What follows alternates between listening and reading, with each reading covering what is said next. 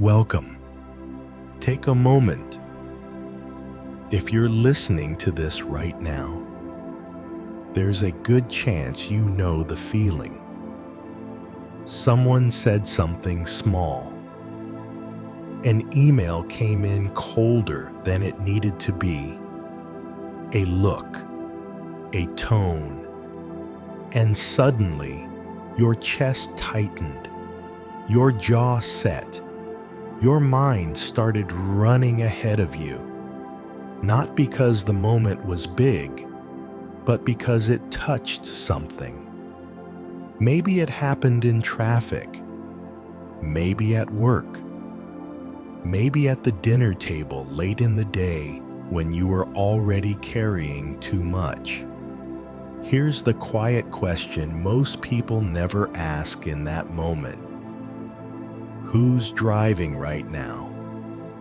Because when anger shows up, it feels powerful, fast, certain. But power isn't noise.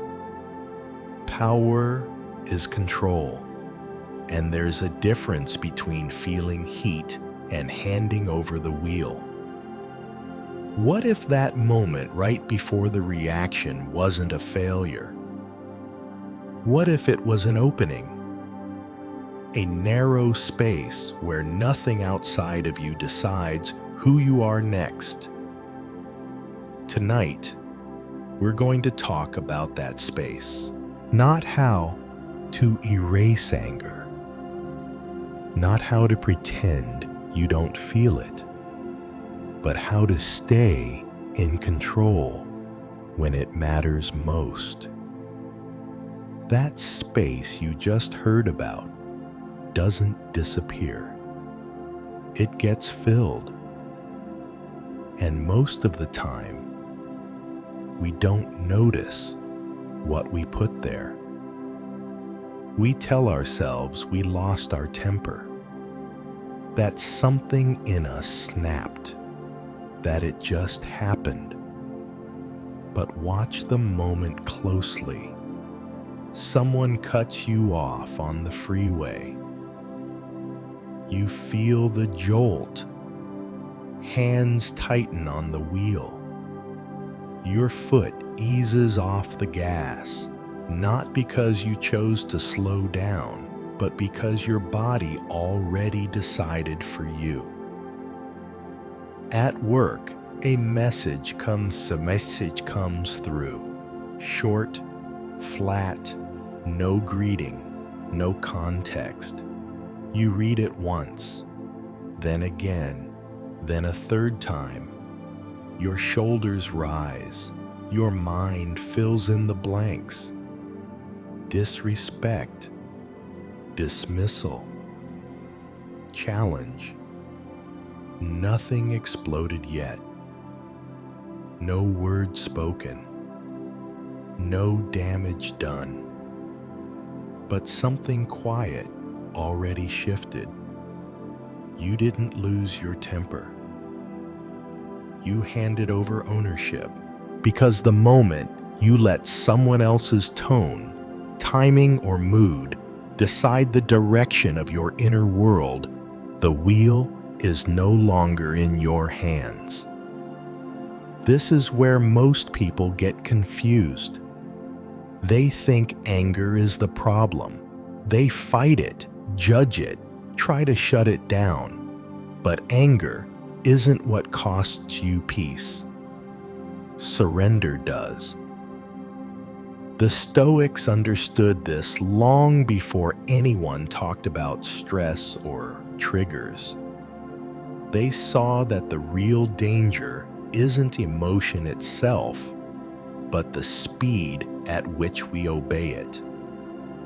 There's a difference between feeling heat and letting it steer.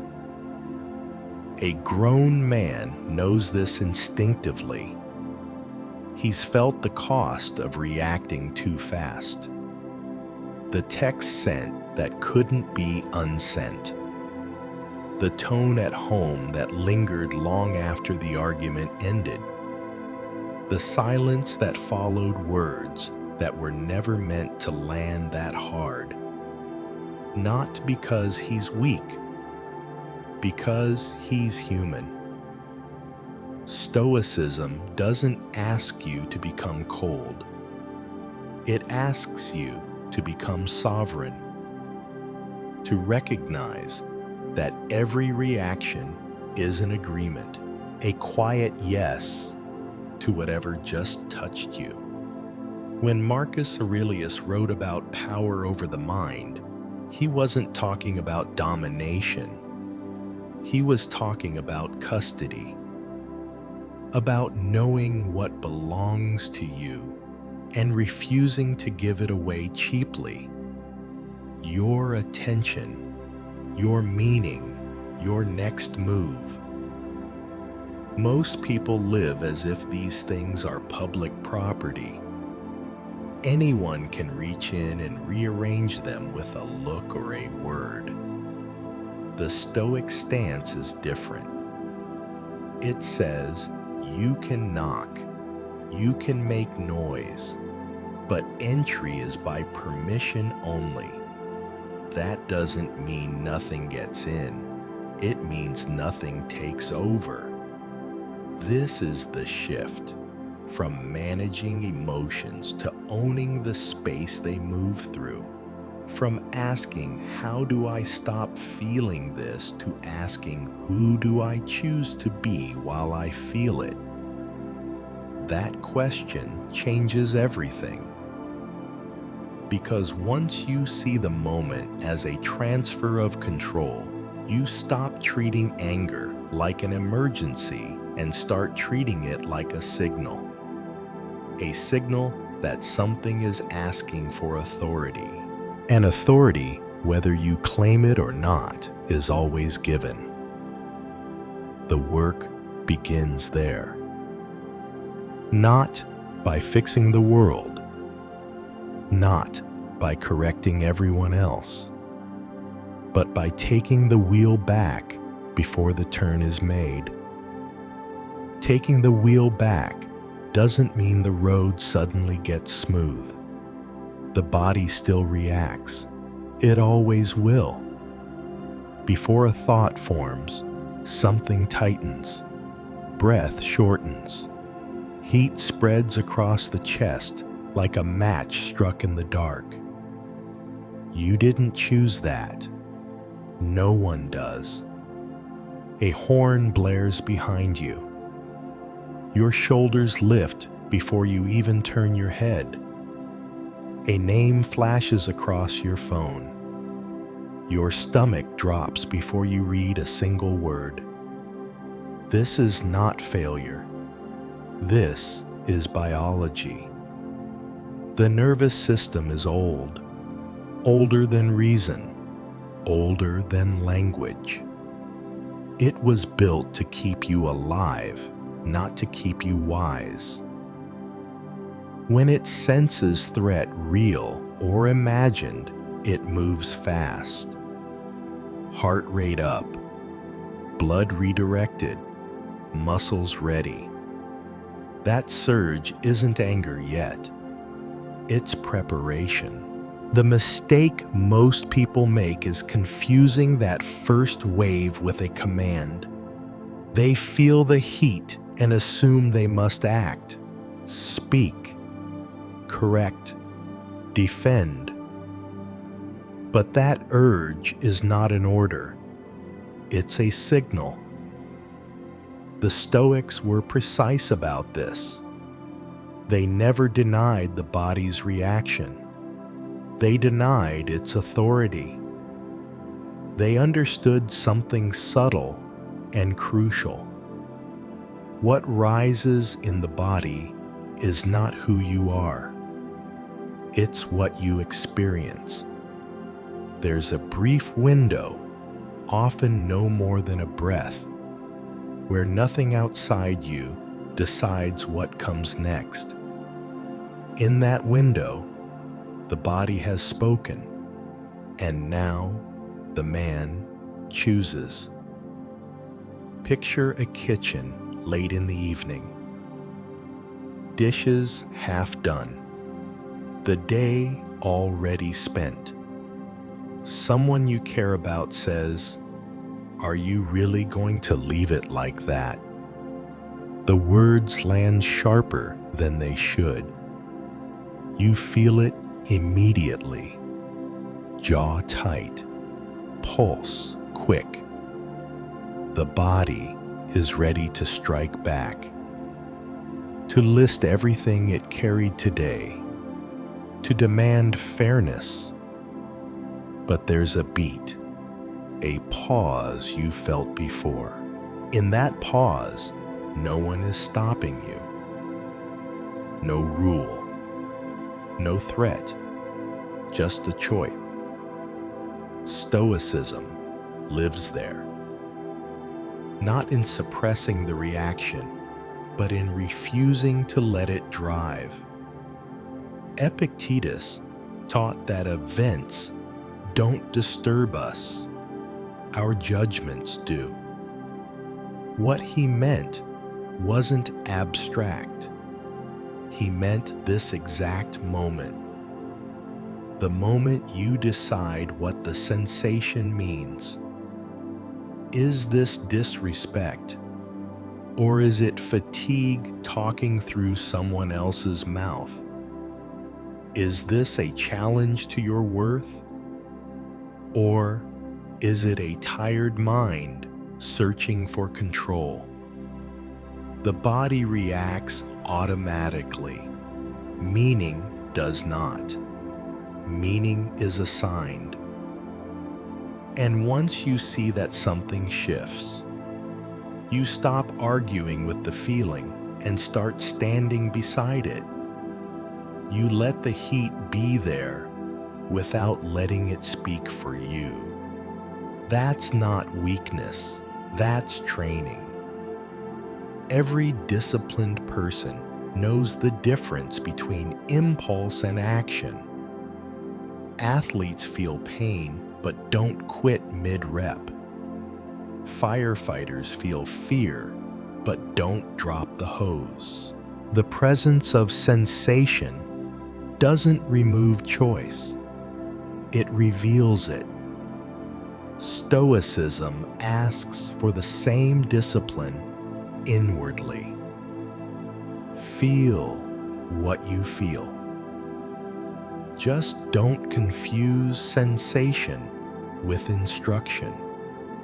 The body can prepare, but the man decides direction. That's how ownership is reclaimed. Not by numbing the nerves, not by pretending nothing touched you, but by staying steady long enough to choose who answers back. That choice you just felt doesn't happen in the noise. It happens in the quiet gap most people rush past.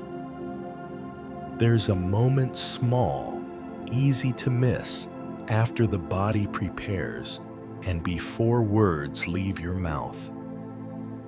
You've been there, standing in line while someone sighs loudly behind you, watching a coworker talk over you in a meeting, hearing a comment at home that lands wrong late in the day.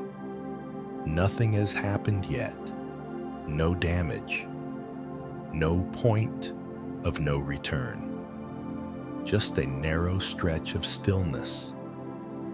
That is where power lives, not the kind that dominates, the kind that decides. Most people never see that space because they move too fast. They treat reaction like gravity, automatic, inevitable. But gravity can be resisted, only briefly and only with awareness. The Stoics were obsessed with this interval. They didn't call it calm. They didn't call it peace. They called it judgment. Between what happens and what you do, there is a judgment being made often without words. He disrespected me. She doesn't care. This always happens to me. Those sentences don't arrive from the outside. They are built inside that space. Marcus Aurelius wrote to himself about this constantly, not as philosophy, but as a reminder. If you're disturbed, look to the judgment you're making. He wasn't saying ignore reality. He was saying separate fact from story. Fact, a voice was raised. Story, I'm being attacked. Fact, a reply came late. Story, I don't matter. The power isn't in controlling the event. It's in pausing long enough to notice the story forming. That pause is not passive. It's active restraint. Think about a moment when you didn't react. Not because you were afraid, but because something in you stayed upright. You heard the comment. You felt the heat. And you didn't add a single word to it. The room didn't collapse. The world didn't end. What changed was internal. You stayed intact. That's the discipline Stoicism trains. Not indifference. Discernment. It teaches you to stand in that space and ask one simple question. Is this within my control? Not the person, not their tone, not the timing, just your response. And once you see that clearly, the space widens. A breath fits there. Then a second thought. Then a better one. You realize you don't have to answer every knock. You don't have to attend every argument you're invited to. You don't have to turn every sensation into a decision. This is where people misunderstand Stoicism. They think it's about shutting down. It's not. It's about keeping the door closed long enough to decide who gets in. When you rush past this space, life feels like something that happens to you. When you stay here, life becomes something you participate in, quietly, deliberately. That's where strength takes root. Not in forcing calm, not in pretending nothing matters, but in standing still long enough to choose what does. Choosing what matters doesn't end with a single pause. It continues with what you do next, because every response you make, spoken or silent, casts a vote, not for the moment, for the man you're becoming. You don't notice it while it's happening. There's no announcement, no scoreboard. It looks ordinary. You let a comment slide at work and keep your voice level. You resist the urge to fire back in traffic and stay in your lane. You hear criticism at home and answer without sharp edges. No one applauds. No one writes it down, but something is recorded. Character isn't built in grand decisions. It's built in these small, forgettable moments where no one is watching and nothing dramatic happens. That's why reactions matter more than intentions. Most people think they'll be patient next time. They imagine a future version of themselves who responds calmly when it really counts. But the future isn't trained by promises. It's trained by repetition. Every time you snap, you practice snapping. Every time you hold the line, you practice steadiness. The Stoics were clear about this. They didn't believe character was an idea. They believed it was a habit. Marcus Aurelius didn't write about virtue to sound wise. He wrote to remind himself what he was rehearsing every day. Because whatever you rehearse becomes your default. Think about a familiar scene. A meeting runs long. You're already behind. Someone interrupts you mid-sentence. You feel the pull, the urge to cut them back, to reassert ground. If you do the room shifts, so does something inside you. You might feel justified. You might even feel strong. But strength borrowed from reaction always comes with interest.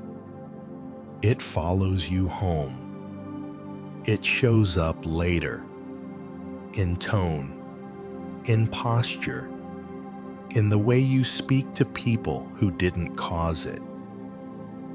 This is where Stoicism goes deeper than self-control. It asks a harder question. What kind of power do you want to live with? The loud kind that flares and fades, or the quiet kind that compounds? Every restrained response deposits something. Clarity, self-respect, trust from others and from yourself. You begin to notice it. People stop testing you as much. Conversations don't escalate as quickly. You leave situations with less regret trailing behind you. Not because you became passive, but because you became consistent. This is temperance in its real form. Not denial, not suppression. Alignment, choosing responses that match your values even when emotion pulls the other way. That's why every reaction is a vote. You're voting on whether impulse or principle runs your life. Whether the day shapes you or you shape the day. No single vote decides it. But over time, the pattern becomes unmistakable. You either become predictable, easy to provoke, easy to steer, or you become grounded harder, to move harder, to pull off center. That choice is available far more often than you think. Not in moments of crisis, in moments of irritation. That's the training ground. And once you see it that way, you stop asking whether calm is worth it. You start asking what kind of man your reactions are quietly building when no one is keeping score. Once you see that every reaction is a vote, the next question becomes practical. What do you do in the moment when the heat is already there and the vote is about to be cast? Stoicism doesn't leave you guessing. It offers a simple discipline, not theory, a practice. Think of it as a pause you can step into even when life is loud. Not a long pause, not a retreat, just enough space to stay in control. It begins the same way every time. You notice, not the story, the body, the tight jaw, the shallow breath, the subtle lean forward as if you're about to argue with the air. You don't fix it. You don't judge it. You just register it. That alone changes the moment. Most people are already speaking by the time they realize they're upset. Noticing slows the chain. Then comes the second move. You name what's happening. Quietly, plainly. This is irritation. This is ego. This is an old wound getting tapped. Not as an accusation, as a label. When something has a name, it stops being everything. It becomes one thing among others, a feeling, not a verdict, a signal, not an identity. This is where Stoicism cuts through the noise. It teaches that emotions are impressions, not commands. They arrive uninvited, but they don't get to decide policy. Naming creates distance. Distance creates choice. And then comes the third step. You choose your response based on what you stand for, not what you feel like proving. You ask one steady question. What would a grounded man do right now? Not a perfect man. Not a calm man. A grounded one. Maybe that means staying silent. Maybe it means speaking slower than you want to. Maybe it means saying, let's come back to this later, and actually meaning it. This is not avoidance. It's alignment. Seneca wrote that the greatest remedy for anger is delay, not denial, not suppression, delay. Because delay gives reason time to show up. In that short pause, you remember what matters more than winning. You remember who you don't want to become. You remember the cost of reacting without thinking. The raised voice that echoes later, the tension that rides home with you. The regret that settles in after the adrenaline fades. The pause interrupts that pattern, not dramatically, quietly. Picture a familiar scene.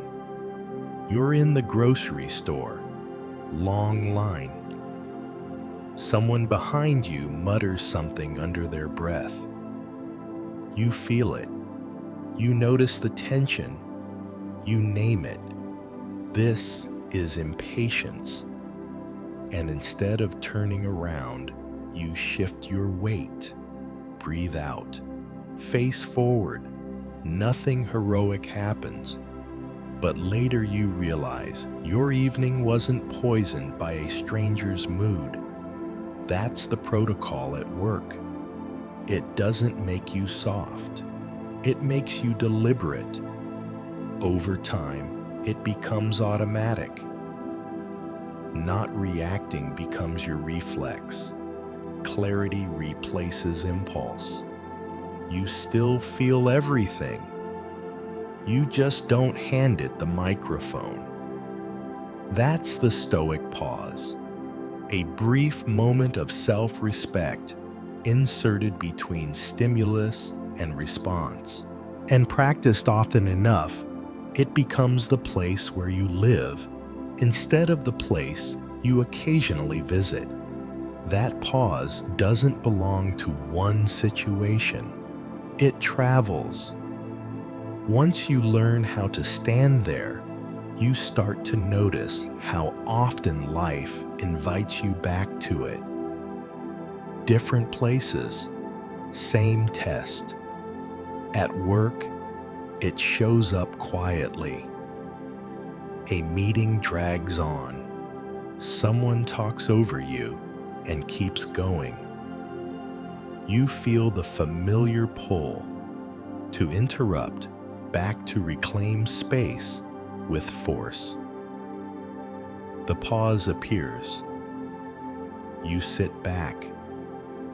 Let them finish. When you speak, your voice is slower than theirs, clear, measured. The room shifts. Not because you dominated it, because you didn't need to. On the road, it arrives faster. Traffic stalls.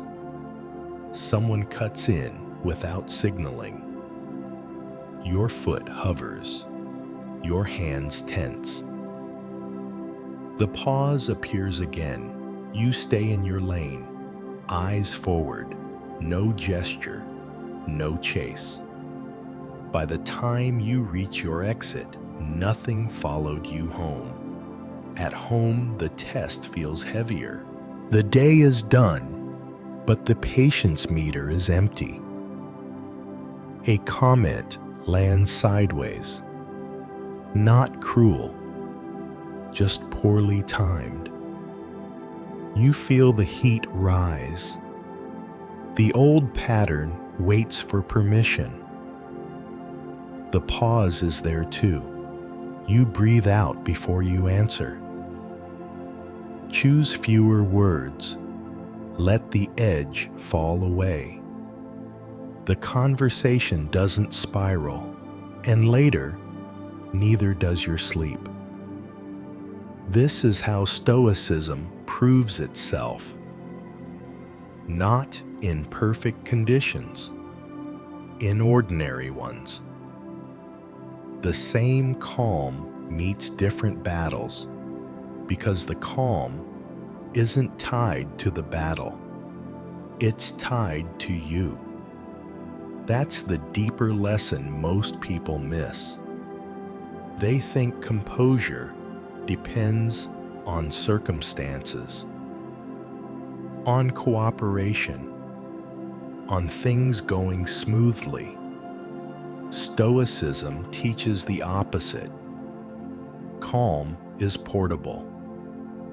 It comes from knowing what is yours to manage and what is not. The moment you confuse those two, every situation feels personal. Every inconvenience feels like an attack. But when you keep them separate, the world gets quieter. Not because people change, because you stop wrestling what was never under your control. Epictetus warned that we exhaust ourselves by demanding the world behave differently. He wasn't being cynical. He was being practical. Energy spent fighting reality is energy stolen from character. The pause gives that energy back. It lets you respond the same way, whether the challenge is loud or subtle, public or private. Not because you don't care, because you care about the right things. Over time, this consistency compounds. People begin to trust your reactions. They know where you stand. They know where you won't go. You trust yourself too. You stop replaying conversations, Stop carrying tension longer than necessary. Stop waking up rehearsing arguments that never happened. That's the quiet payoff. Same calm, different battles. The battlefield keeps changing. The stance does not. And once you live that way long enough, you realize you weren't building calm for one moment. You were building it so it would be there every time it mattered. What grows when you don't explode isn't just calm. Something deeper begins to take shape. It starts as a subtle shift in how you see yourself. Not in the mirror, in moments. You notice it when tension shows up, and you don't immediately brace for damage. When irritation knocks, and you don't assume it has the right to stay. You begin to trust your footing. That trust is earned. It comes from walking through moments that used to knock you off balance and realizing you're still standing afterward. Not because you overpowered anything, but because you didn't abandon yourself. This is where Stoicism moves from technique to identity. The ancient Stoics weren't interested in emotional tricks. They were interested in becoming reliable under pressure. A person whose inner state didn't swing wildly based on other people's moods. They believed strength showed up not in how intensely you felt, but in how steadily you lived.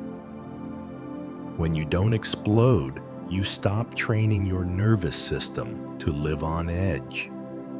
You teach it something else. That discomfort doesn't always mean danger.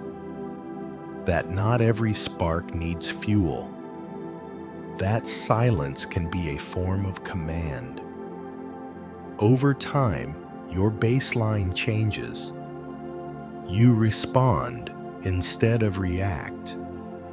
You listen without loading every word with threat. You move through conversations without armor on, and people feel it, not as distance, as presence. They sense that you're not scanning for offense, not waiting to strike back, not carrying yesterday's anger into today's room. That presence creates space for others too. Arguments lose momentum.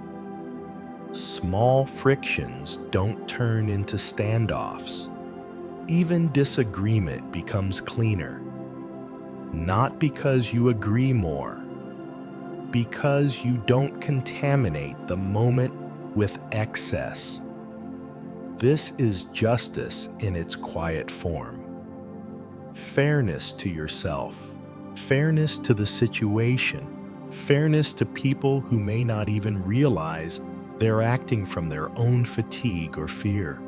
Marcus Aurelius reminded himself that other people act according to their nature. He didn't write that to excuse bad behavior. He wrote it to avoid adding unnecessary suffering. When you don't explode, you stop punishing yourself for the unfinished work of others. That changes how life feels. You begin to experience setbacks without collapse, criticism without erosion, silence without panic. The edge softens, but the spine stays straight. Temperance grows here, not restraint as repression, but restraint as choice. You realize you can hold power without tightening your grip. That realization brings a kind of peace that doesn't need constant maintenance. You're not always managing yourself. You're living from a steadier center. And when you do slip, because you will the recovery is faster, you notice it sooner. You correct course without shame. You don't spiral into self-judgment. That's growth too. Stoicism never promised perfection. It promised progress that compounds. What grows when you don't explode is a life with fewer loose ends, fewer conversations you wish you could redo, fewer nights replaying scenes that should have ended hours ago, fewer mornings starting already behind.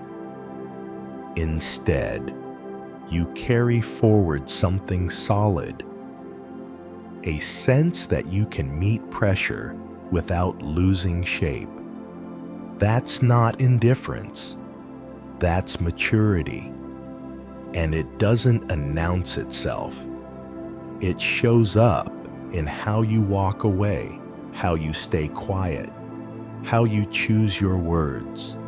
It shows up in what doesn't happen. And one day, you realize that the moments that once owned you now pass through.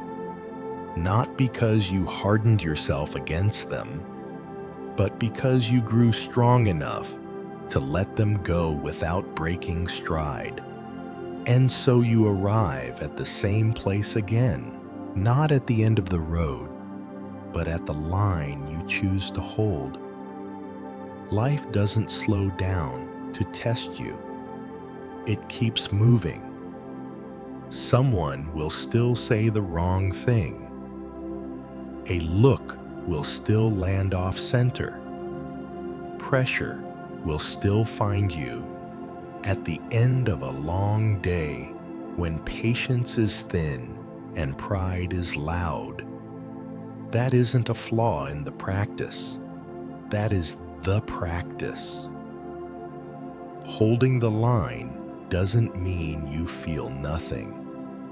It means you know where you stop and reaction begins. It means you recognize the moment when the body wants to rush ahead and you choose not to follow blindly. That choice is small, often invisible, but it's decisive. Because each time you hold the line, you remind yourself of something essential. Your inner world is not public property. And every emotion deserves action. Not every impulse deserves expression. Not every provocation deserves your time. This is the quiet dignity Stoicism protects. Not control for its own sake, but freedom from being dragged. Freedom from saying things you can't take back. Freedom from carrying resentment longer than necessary. Freedom from letting other people decide what kind of man you'll be today. Marcus Aurelius wrote to himself as someone who understood how easy it is to forget this, how quickly composure can slip when the moment presses hard enough. That's why Stoicism isn't about learning once. It's about remembering often. Remembering that you always have a choice, even when it doesn't feel like it.